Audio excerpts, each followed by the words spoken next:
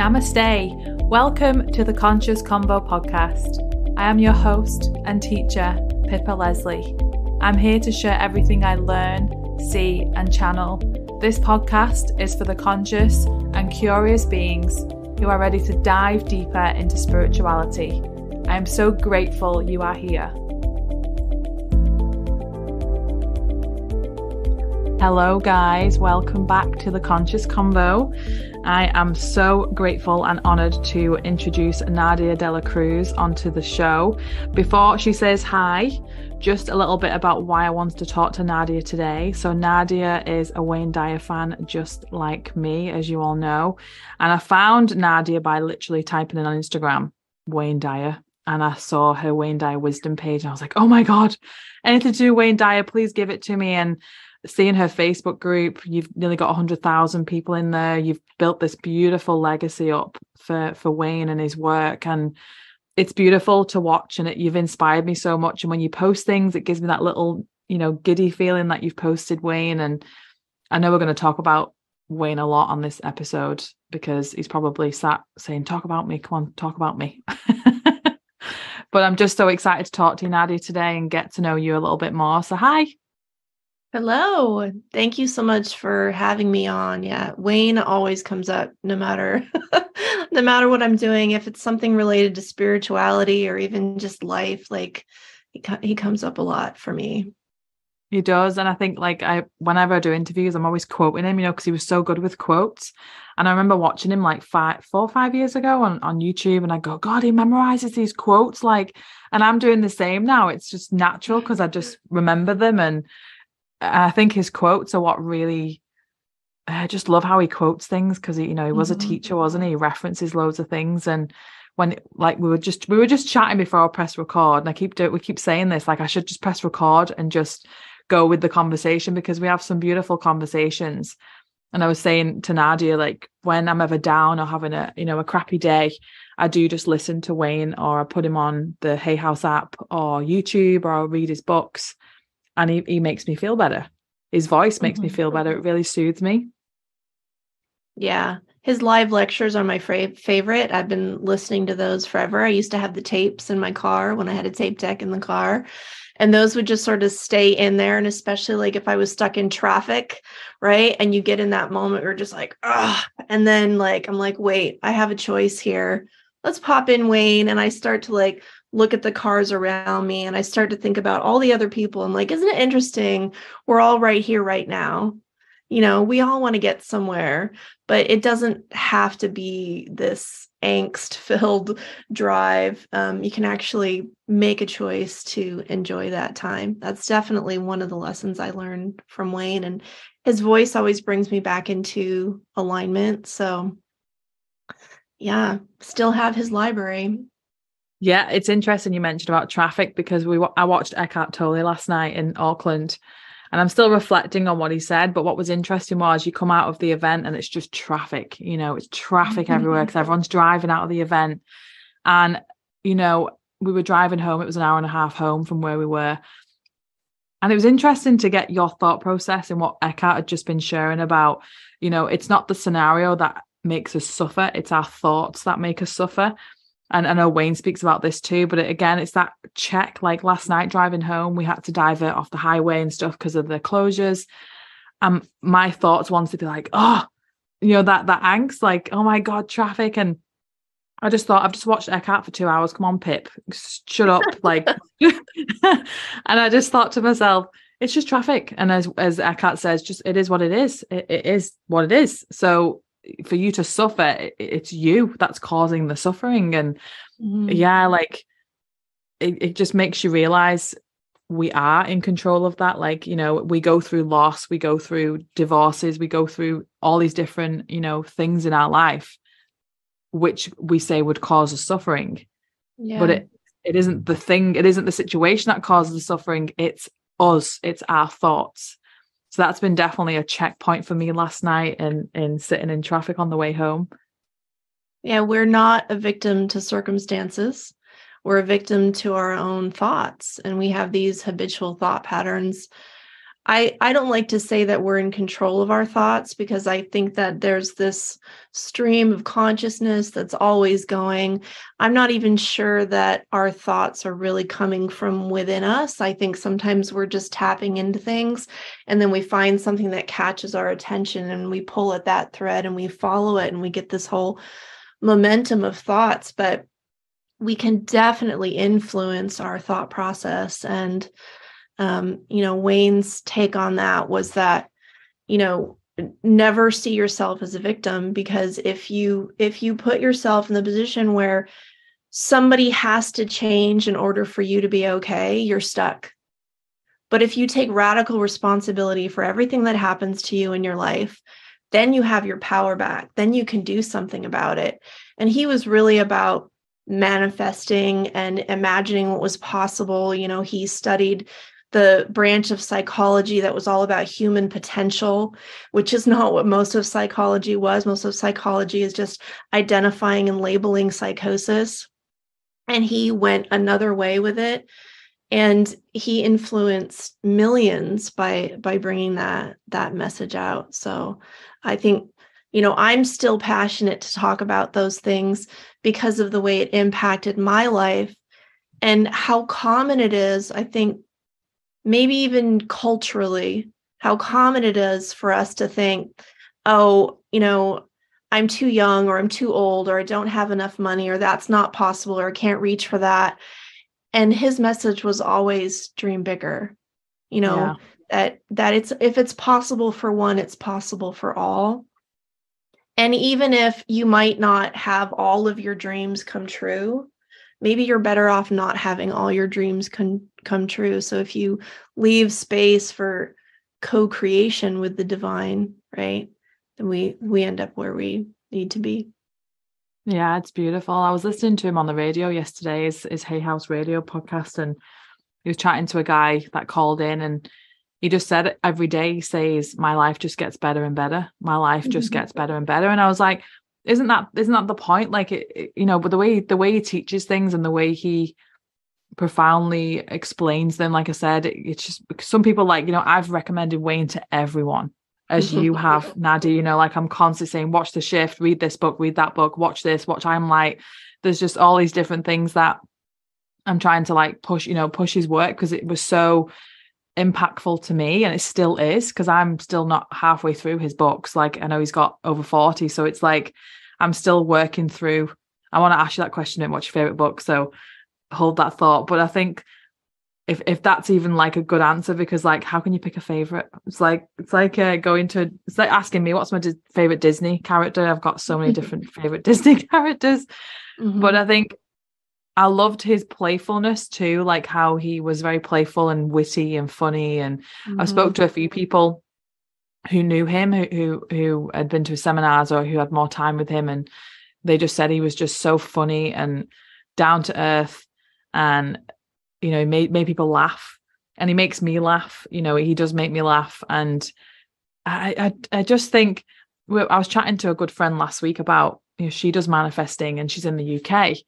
And I was thinking, he's been in spirit for almost 8 years, and he's still impacting millions in the world. And I said, what a beautiful legacy to leave. And I was thinking that, imagine in 150 years time, people are going, oh, Nadia Delacruz, she set up Wayne Dyer Wisdom. She did these amazing things to help with Wayne Dyer. So it's that whole, look at what you can create. And that's where I found you, is by searching Wayne Dyer. It was finding that you were promoting his work, talking about his work. That's what inspired me. And that's what made me go, oh, I need to speak to Nadia.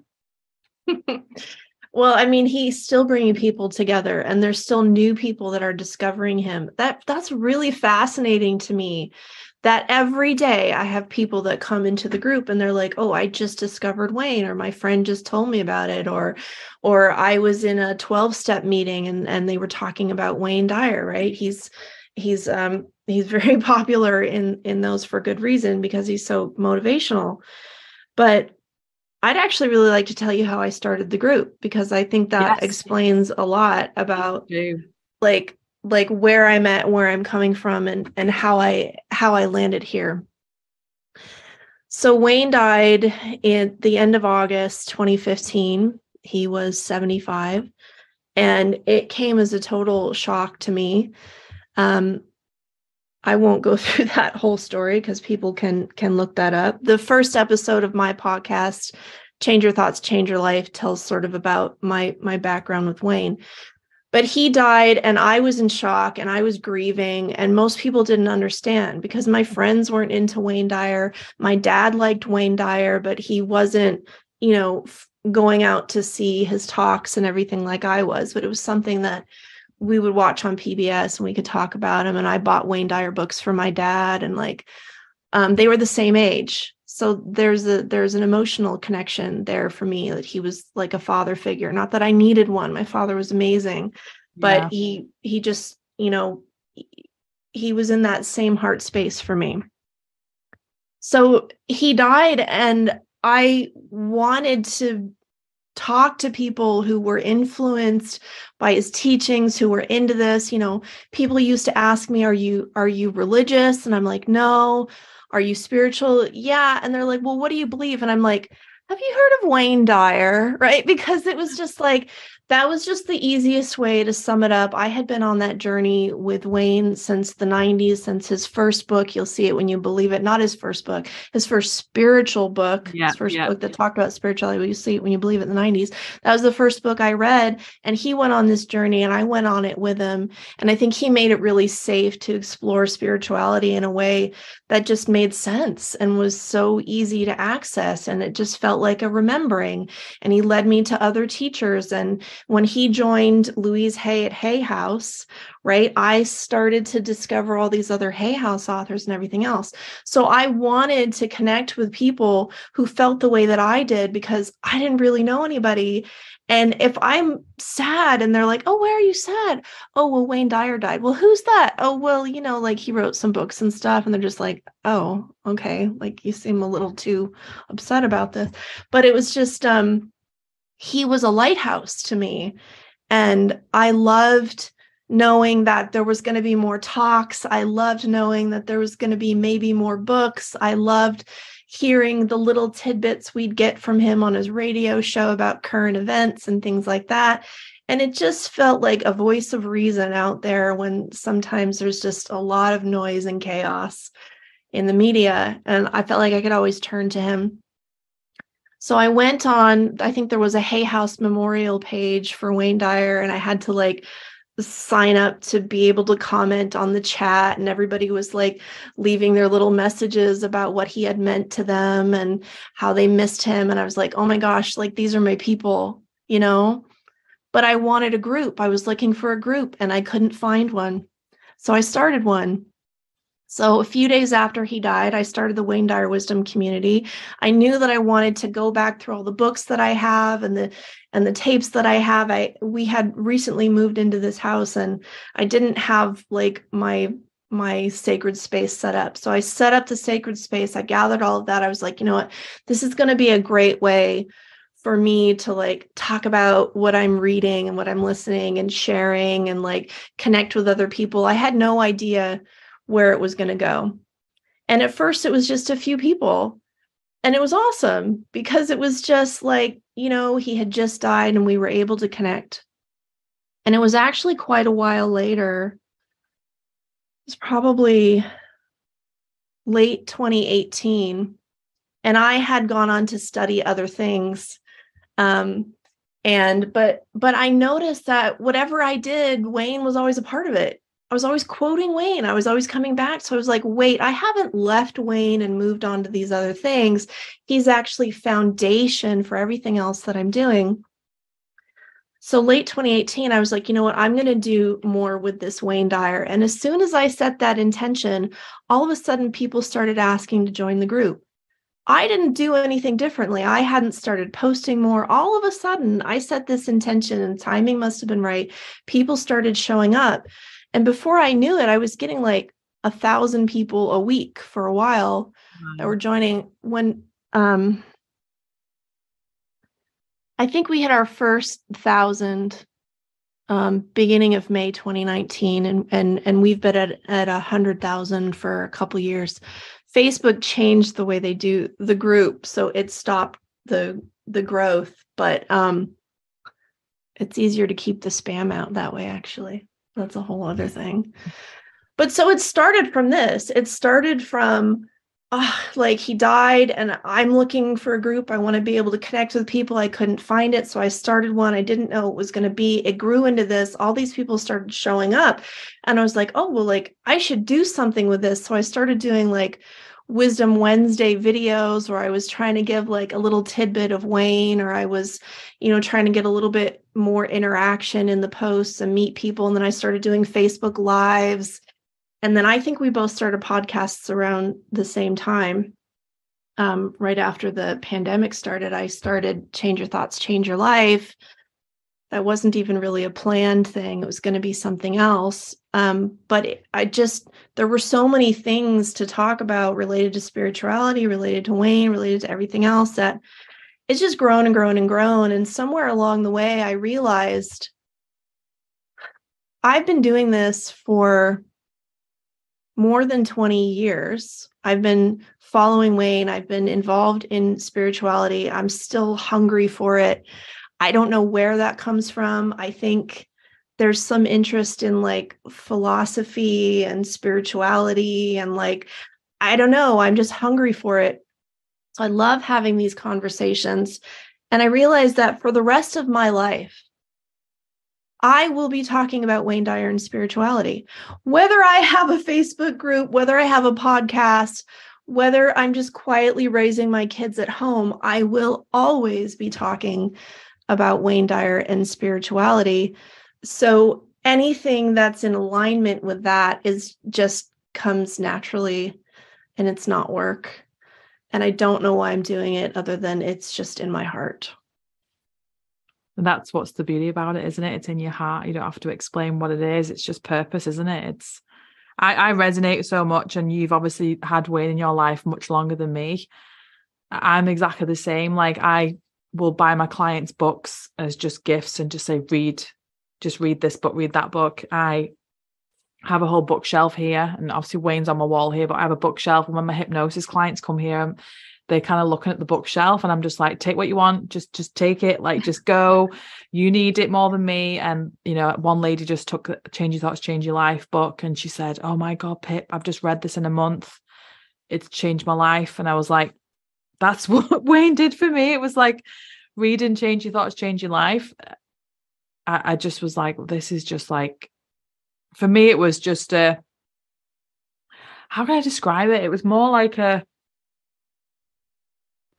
coming home.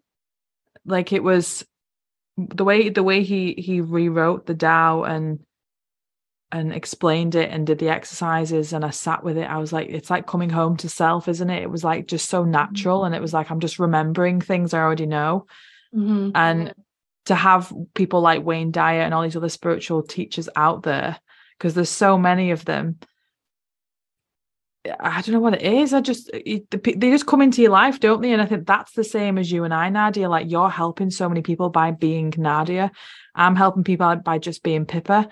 And that's what Wayne did for us. And that's the whole point, isn't it? It's like, Wayne was such a great messenger, and he would, teach about Jesus and Lao Tzu and all the teachers that would help him. And that's the same as now. It's a moving on of messengers, isn't it? It's just like seeing it through our perception. And like, I'm always quoting him, like if I meet people and I'm talking about spirituality, how'd you get into spirituality? Well, I watched The Secret, and then I did Reiki, and then Wayne Dyer came into my life, and then like, who's Wayne Dyer? And it's the same as you. Like people were, who is he? And then when they read him or they watch him, they're like, oh, he's great, and he's helped me in this. And it's like just passing on, isn't it? The help and the support. And I'm still yet to read so many of his books, but one of my favorite kind of experiences that I had like with Wayne, like as in like to do with him, was when we went to Assisi. Me and my husband went to Assisi in 2020. So I started my podcast off similar time as you. That's a difficult time to travel. It was. So it was definitely meant to be. I listened to his story that year where he had his miraculous healing in Assisi when he saw St. Francis. And I was like, I'm going to go. I'm going to go for my 30th. And my 30th was in the September of 2020. Don't know how it was going to happen. I was like, we're in a pandemic, but I know I'm going to a CC. And my sister and my brother-in-law, he was going to propose to my sister in Portugal. So we could travel to Europe with similar, there was different restrictions, but we could go away. So we surprised my sister and my brother-in-law, and she got engaged, and it was wonderful, and we had a great time. And then the rules changed. I was like, oh, so it was like if you went back to the UK, you had to isolate for 10 days. But if you went to a green country, you only isolate for the days that you're not. It was so strange. So we said, why don't we just go to Rome?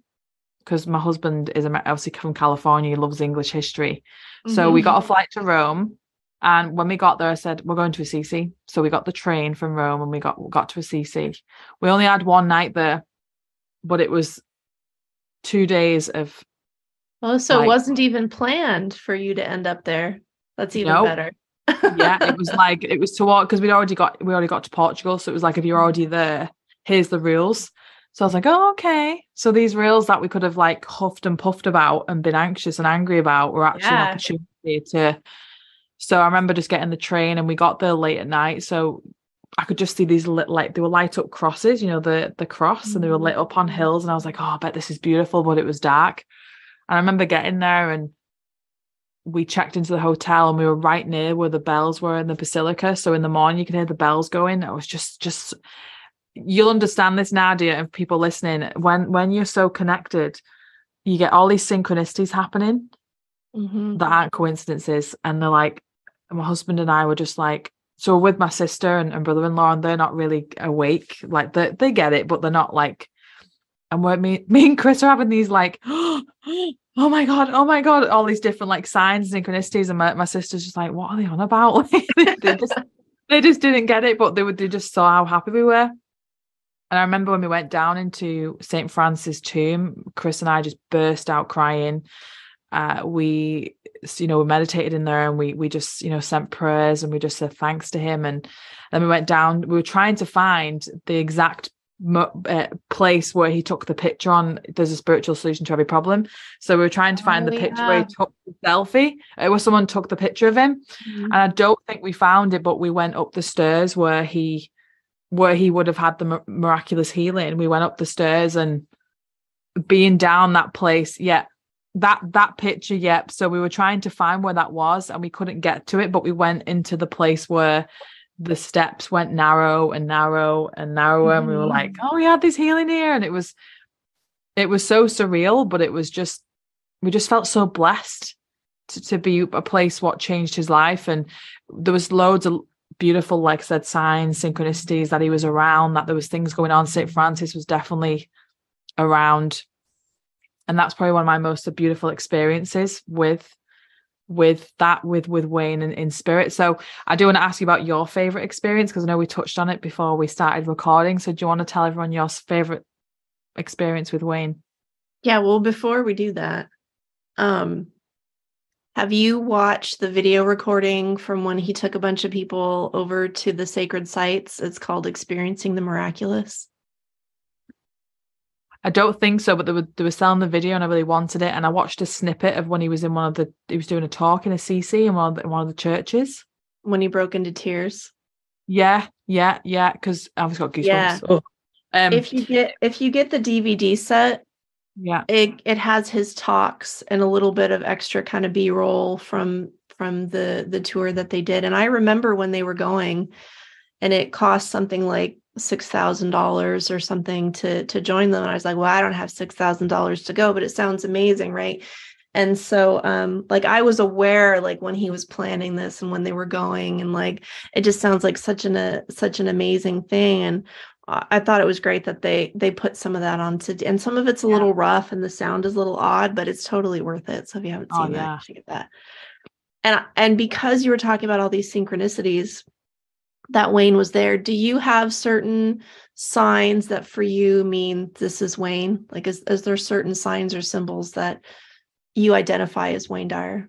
Yeah, definitely. With he comes through like Lao Tzu, or like the Tao, or like, the signs of the Tao, or there's like the what was the other thing that Chris was talking about, my husband, because he was the same. Like, I'll just feel like giddy. I'll get giddy, or I'll get like St. Francis comes through a lot too. So actually, one of the really weird things was when we were in Assisi, and my husband's mom, my mother-in-law, she's really religious, and her patron saint is St. Francis, and I didn't know that until we'd been, and she was so over the moon. We'd gone to Assisi, and we sent her pictures. I mean, we got some statues here, so we brought some statues back for her, and I've got some on my altar here. And in one of her security boxes, she's got a cloth from his robe. And I was like, wow. So she said, going to show me when we're coming to America in a couple of weeks. So we've not been back for 3 years, and my husband needs to see his family. So she went, I need to find the piece of cloth. It's been passed down her family. And I was like, that's really strange. And I think for me, it's more like, I definitely get giddy, and I get one of the talks that affected me the most was, I think it was the I Am Light, and that was the one, I think it was the one where he died a week later, and he was in New Zealand, and he was talking about, was it I Am Light? I'm trying to remember which one it was. He was talking about, and how he words it, he says it, when he feels that way, it just makes him want to love, and he cries, says it's just, he gets that upset about it, and I have moments like that where, like, I'll just be driving home from dropping my stepchildren off, and I'll just want to call everyone and just tell them that I love them, and I want to just like help someone on the street, or just and you have that moment. And I feel like that's Wayne coming through, because there was a moment where, when I was separated from my partner for 18 months because of the COVID pandemic. So we had 18 months apart, and there was a lot of turmoil, and there was a lot of growth and evolution through that. But there was days where I would just felt so down, and so like, oh, like I don't know, I'm going to see my husband again. When's this pandemic going to be over? I miss him. Like, it was really difficult. And that's when I was watching that talk. Chris and I watched it on Zoom, and we used to Zoom and share the screen and watch it together. And he said that, and he mentioned about, like, when you get that moment, it just makes you want to love. And I was like, that's what I feel like all the time. But I just want to, like, people are like, why are you so like over the top sometimes, and kind and loving and gifting? I said, because I love it so much. I love lighting people up. I love gifting them. I love making them smile. So whenever I feel like that, the moments come over me. Yeah. That's Wayne. You feel Wayne's presence. Yeah, like it's that I want to love. Like, I just want to pour out all this love. Like, it's like the orange story. If you squeeze an orange, what comes out of it? It's the same. It's like, how can I just emanate love out into the world? And I feel like that's him coming through as a reminder that's a precious moment to feel. What about you? I think we're actually surrounded by that feeling. Yeah. And Anita Moorjani talks about that with her near-death experience, that you're just like in this sea of love. And I think kind of the most beautiful, most tragic thing about being human is that we forget that we're surrounded by this sea of love. And I think when there's something, it can be anything, that sort of gets you to open up enough to let that in, like you can just be flooded with it, and you just feel like you just have like unlimited grace and love and benevolence, and just wanting the best for everybody. Yeah. I like that you associate that with Wayne. I think it can come with a lot of things, but for me, like, well, obviously I just feel him sometimes, right? Or thoughts will pop in my head that sound like him. But also I associate the number 313. Oh yeah, from when he woke up from the shift. Yeah. Yeah, so that was his normal time to wake up in the morning, and he always felt like spirit was waking him up. When he had that talk with Esther Hicks with Channeling Abraham, he was like, why is spirit waking me up at 3:13? And she's like, well, why are you listening at 3:13? So she was kind of like debunking it for him. Like, it's not that they're waking you up. It's just that's when you're receptive to it, maybe because it's quiet and the pressure's off. Quiet, yeah. Demands on you. And so I think we all have sort of that own version of 313 in our lives, but I do see that number sometime at really key moments. One time I was I was driving in the car with my husband, my kids are in the back, and I'm talking to my husband about, I think it was somebody that I met that I just felt this connection, and I was so excited, and we were going to get together and talk about Wayne or whatever.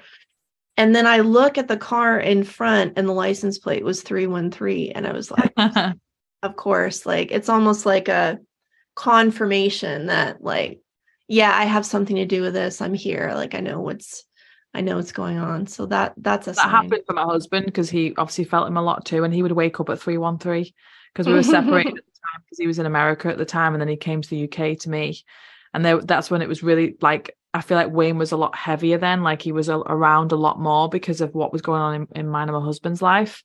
I think he swooped in, helped us create stuff, and then he kind of like, he's on the back burner now where he's just sat there, you know, you can call him in, like you said, you can connect to Lao Tzu and all these people who've passed.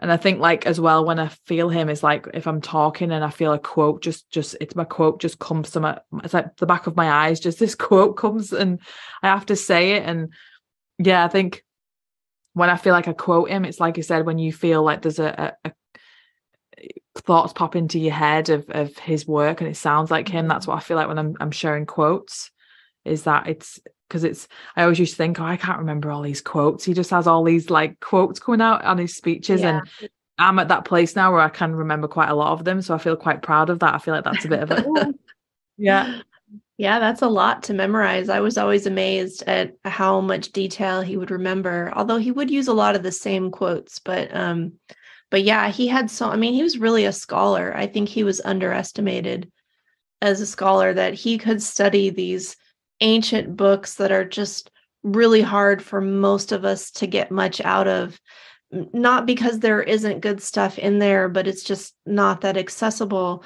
And it would like click for him, and he would get it, and he would sort of convert that into just really just common everyday language, and also like break it down into steps. Like, here's 3 steps to apply it into your life, and here's what some of your resistance might be to it. I think because he was a professor too, he had that sort of process, and he actually had to, Wayne Dyer didn't just become Wayne Dyer without resistance or without critics or without any pushback. He got a lot of pushback from his publishers in the beginning, wanting him to sound more academic, but he had a really clear vision for this book that he wanted to write for the public. He wanted it to reach everybody.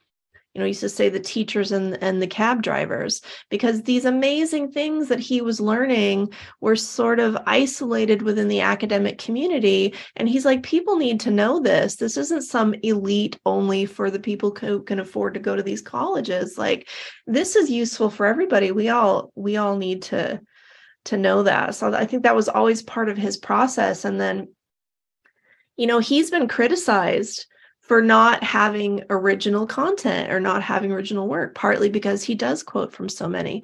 But really, I think that he is giving them credit, right? Because people don't always attribute the quotes. He was always attributing quotes, and he was listen, I don't think there's really anything new. There's nothing new. Like, it's all been thought about. It's all been, maybe we have modern applications to old ideas, but if you say, oh, this person said that, well, you're kind of missing it, because that idea is probably something that's been cycling through humanity for thousands of years. So he could take some of that and bring it forward to us. And I think that was his gift. And like you were saying, what he had, we have. Right. And I think he wanted us to know that when he wrote, I Can See Clearly Now, and he's talking about, it's basically his memoir. He's talking about this series of synchronicities and threads that ran through his life. He did that to show us we all have it. We all have that. So we recognize that, oh, he was just a human being who was passionate about something, who had the courage to go through the obstacles to get his message out. which was not at all easy. And that's how he reached people. And the people that resonated with him. The people that resonate with you. That's the way that they receive it. If they resonate with me, they receive it through me. I'm not everybody's cup of tea, and that's to totally realize okay. that. Yeah. Because that's, I think, and when the student is ready, the teacher appears. So a lot of times it just has to do with timing in our lives and our readiness, and whose voice is going to be the one to reach us when we're ready.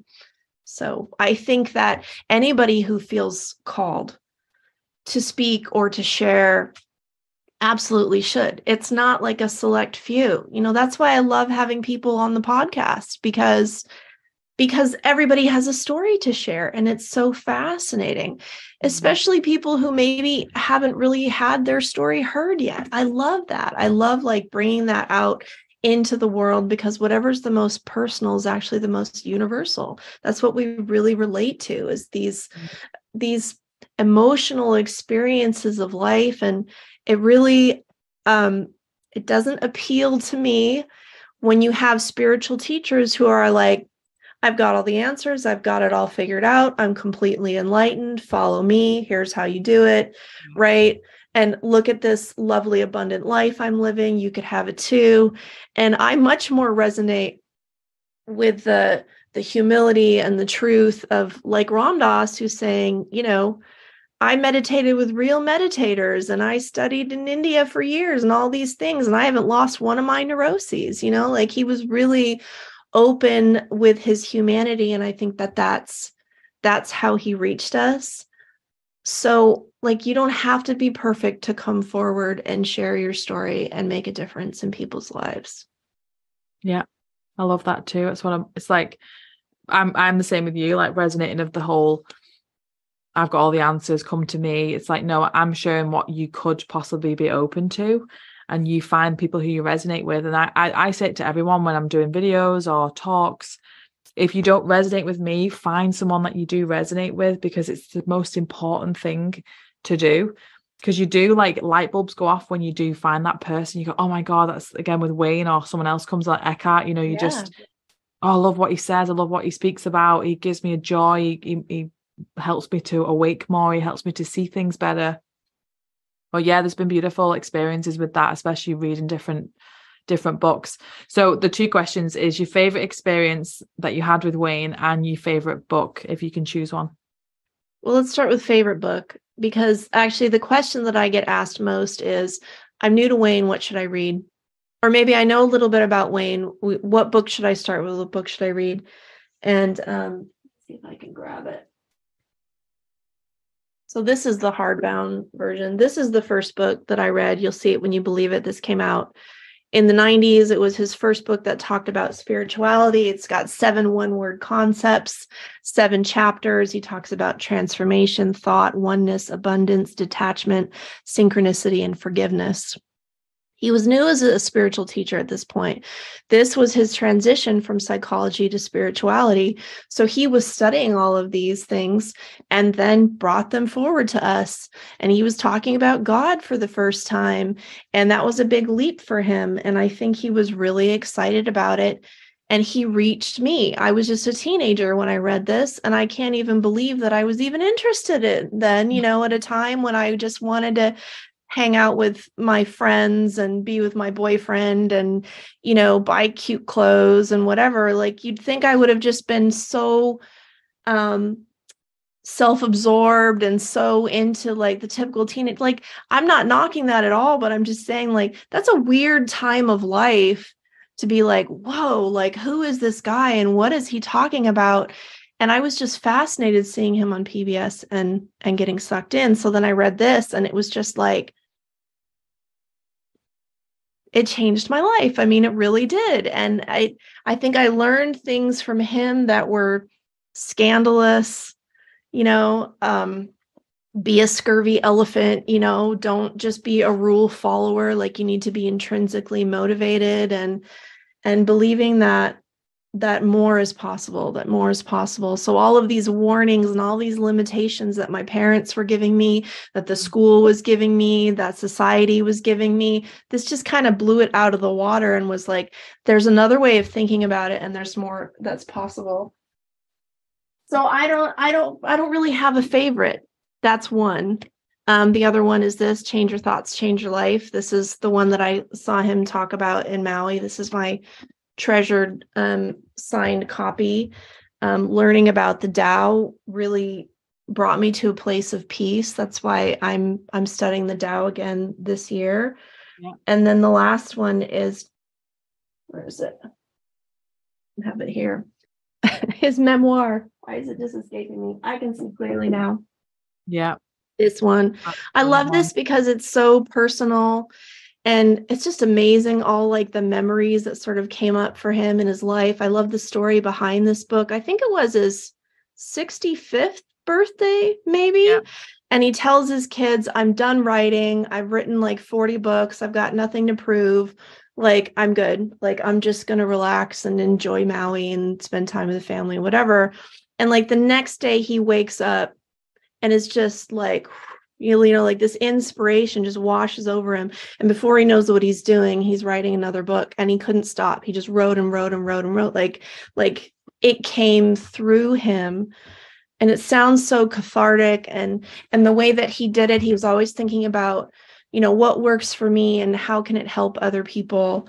So those are my top three. But honestly, I really feel like you can start with any Wayne Dyer book and you're good.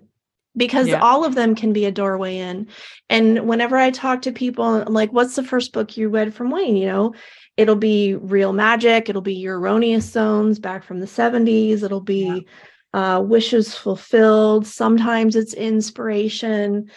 Change Your Thoughts, Change Your Life, you know, but everybody kind of ends up with that same experience. I think, you know, people may not remember the words that you use, but they'll remember the way that you made them feel. And I think that's the way it is with Wayne. And he wrote over 40 books, but he was more or less coming to the same point from different angles. Like, here's one way in, and here's another way in, and here's another way in. And, oh, you're having trouble with that? Let's go to Excuses Be Gone. And we're going to talk about how you can overcome these thought patterns that are tripping you up.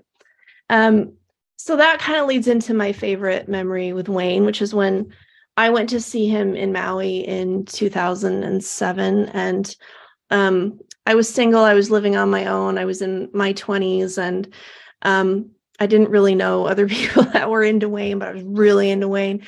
And I'd seen him a couple of times, but and I already loved Hawaii. And I was like, Hawaii, Wayne Dyer. And he did his first conference there where he lived.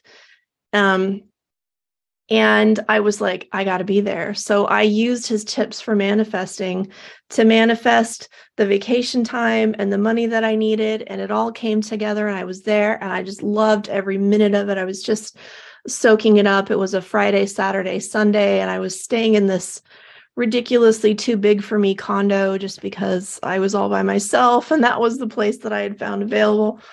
But so when we got there, he said, oh, like tomorrow morning, I'm going to hot yoga at 6 a.m. if you guys want to come, right? There's probably a couple hundred of us there at the conference. And I was like, wow, like he's just going to invite us in on this stuff. Like, this sounds awesome, you know?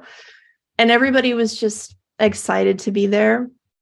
And then he's like, yeah, and I go for my swim at 6 o'clock. He would walk from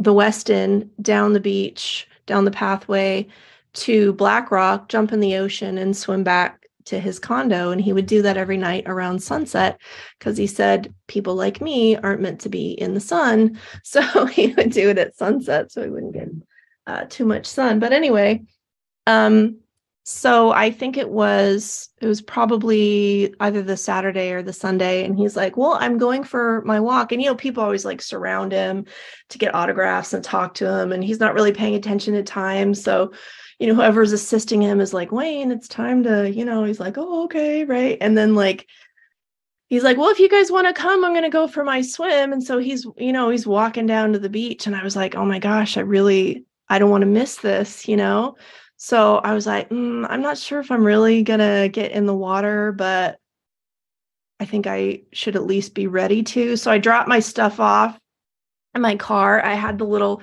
remote attached to my key. And so I took the remote off because that is not going in the water. And I put the key in my pocket. So I was ready. And I just went for it. So there was probably I don't know. It's hard to remember how many people now, but I would say at least 10 or 20 people jumped in the water with him at Black Rock. And it was so cute. And he just meditates when he swims, and there's this one point where I'm swimming on this side of Wayne, and there's this other guy swimming on the other side. And Wayne's kind of got his head down, just going real slow, doing his meditation. And I'm looking at him and he's looking at me, this other guy who was there. And it was just can you believe this is where we are right now? And it was just the whole weekend was so magical that I was just buzzing off of that for months. It's actually one of the reasons I ended up getting an Om tattoo, because I had been thinking about, I wanted something to sort of mark my commitment to spirituality. And it was probably a couple years later I ended up getting the tattoo, but I started thinking about it then. And I came back and I was actually reading Be Here Now from Ram Dass, who has this symbol all over the book. And I was like, this would be a really good one. But we were talking about driving, and that's one of the things that I remember from the conference is when we were leaving, and we're all just we just love for everybody, right? We're just filled up with love. We're all feeling so inspired. I mean, you're on Maui. It doesn't get any better than this, right? And we go back to the car park, the parking lot, and it's a little bit madness, right? It's right next to Whalers Village, and all these cars in there. You have to have a ticket to pay to get in and get out. And so we're all trying to get out at the same time. And it was just nobody was bothered. Everybody was just oh no, you go ahead. And oh, I'm good. We're just going to wait, And it was just I swear I felt that way for months. So seeing him in Maui was, was the best memory. And I'm so glad that I went. And then he made it an annual thing after that. But that was the only one I ever went to. But maybe that was the one I needed. I mean, obviously, I never got to see him physically, but Chris and I were driving home last night and we were listening to Wayne as always. And I said, if he was still alive and he'd done one of the spiritual cruises, the cruise he did, I'd be like, I'm putting myself in debt to go on that cruise. And because I remember going to all the different healing places, and that's part a big goal of mine, to go to these spiritual places. And obviously Assisi was just up there with one of the most magical and beautiful experiences of my life. But I think, like you said, when I get to these places where I know he's been, you can kind of experience what he was experiencing. And that's what I think Assisi did. We experienced what he experienced there, and you could feel it. You could feel the connection and the special sacredness in Assisi. It definitely, it's a beautiful town too. It's so beautiful. All Italian, just the streets and the cobbles, and it's beautiful. I can't wait to go back. One night was just amazing, but I think Chris and I want to go and do 3 or 4 days there just to soak it all up. And we do want to go to Maui, because my husband spent quite a lot of time there, and we live in New Zealand, so it's very got the similarities to Hawaii with the greenery and the Polynesian life. So it's definitely on our list to go and spend time where he spent time, and swim where he swam. And it's just, and that's exciting, isn't it? That's the exciting part of life. You get to follow on. It's when people follow where Jesus was, and all these spiritual teachers like Buddha, and we get to go where they experience these things and connect and feel into it and experience it too. I think it's they opened the door for us. Not that the door wasn't always there, and not that they're the only one who could have opened it, but these people spark a remembering in us, and that opens a door. And then we have access to things that I think will forevermore be associated with them in some way. It's the way Ram Dass talked about his guru Maharaji as being, basically his doorway to God. Yeah. And so for the rest of his life on earth, he still felt Maharaji with him. He still resonated that. He was still sharing that love that he felt from Maharaji to everybody else. And I think that it kind of, it's not that it's not already in us, but it's like we get sort of attuned, like with Reiki, like we get sort of attuned to that frequency, and then it's much easier to find it again. Yeah. Yeah. Well, I think I want to end on your favorite Wayne Dyer quote, and not exactly a Wayne Dyer quote, but one that he would always quote on his talks. My favorite one is, I think it's from Pierre Teilhard, the French guy, where he says, you are a spiritual being having a human experience, not a human being having a spiritual experience. That's what I think of with the Om symbol. Yeah. It's a reminder to me that we are birthless and deathless, that who we are at our core is a being of light, that we are eternal, we're divine, we all are, we're all connected at our core. I really believe that we're all one. That was not a concept that I had learned anywhere else. I learned it from Wayne first, and I learned it from others later. And I've followed some of those breadcrumbs back thousands of years. And like, this is not a new idea, but that sort of remembering is so powerful, because no matter what's happening in your life, you can see beyond it. And you can see that, yes, the body suffers, but there's a part of us that can use every experience of life as an opportunity for awakening. That I really believe that we chose to be here, that we are spiritual beings first and human beings second, that this is a temporary human life, and that we're not alone, and that we can be alone physically and we're never alone energetically. Like we spoke before about knowing that, Wayne's energy is still here. Ram Dass's energy is still here. My father's energy, my grandparents' energy, Lao Tzu's energy, like whatever it is that you resonate with, when they leave their bodies, they don't really leave. They're still around us. And I think that they continue to live through us. And if you think that that's been happening since the beginning, that we have been living through each other, and to think that we're linked to all of our ancestors and all of our generations, and that we're born of the earth. Like Alan Watts said, the earth peoples the way an apple tree apples. Like I know people like to think of themselves as like, oh, I don't belong here, like some sort of alien that landed on this planet. But really, we are intrinsically born of this earth. And so we're in tune with everything that she is.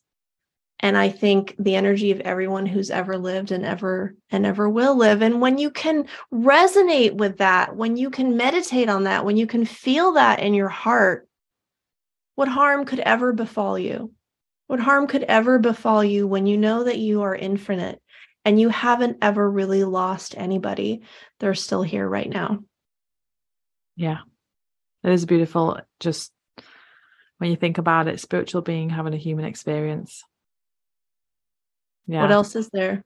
Right? Exactly. And then it's fun, and then it's a playground, and then it's like, what do I want to do? And what do I want to experience while I'm here? The one thing that I really learned from my father dying is that we are for sure going to die, that this isn't some concept and it isn't something that happens out there.